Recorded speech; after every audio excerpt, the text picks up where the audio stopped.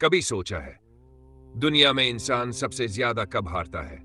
जब पैसे खत्म हो, जब लोग साथ छोड़ दे, या जब हालात बिगड़ जाए?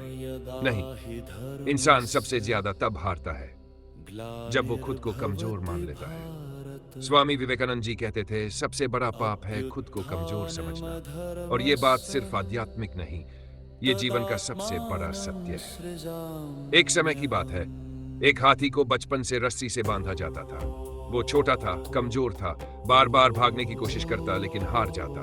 धीरे धीरे उसने मान लिया, मैं नहीं निकल सकता। सालों बाद वो विशालकाय बन गया, लेकिन आज भी वही पतली रस्सी उसे बांधे रखती थी। क्यों? क्योंकि अब वो मजबूत नहीं था?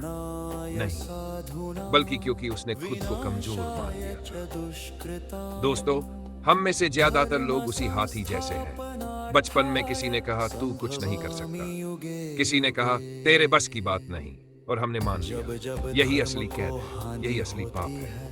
भगवान ने किसी को कमजोर बनाकर नहीं भेजा। हर इंसान के अंदर शक्ति है, बुद्धि है, साहस है और असंभव को संभव करने की ताकत है। लेकिन जब तक तुम खुद पर विश्वास नहीं करोगे, तब तक ये शक्ति सोई रहेगी।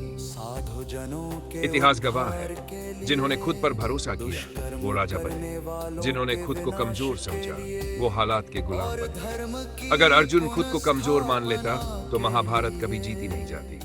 अगर गरीब किसान अपने हालात मान लेता तो दुनिया के सबसे बड़े उद्योगपति कभी पैदा नहीं होते। अगर आम इंसान खुद पर भरोसा ना करता तो कोई क्रांति नहीं होती। आज तुम जहां हो वो तुम्हारी ताकत का अंत नहीं है, वो सिर्फ शुरुआत है।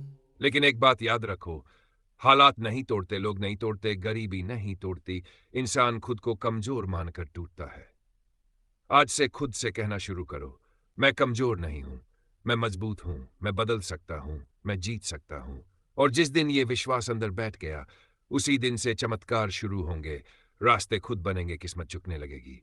स्वामी विवेकानंद जी का ये वाक्य जीवन मंत्र बना लो, सबसे बड़ा पाप है खुद को कमजोर समझना। क्योंकि जिस दिन इंसान खुद पर विश्वास कर लेता है, उसी दिन भगवान भी उसका साथ देने लगते हैं। ताकत शरीर में नहीं होती दोस्तों, ताकत सोच में होती है। और जिसने सोच जीत ली, उसने दुनिया जीत ली।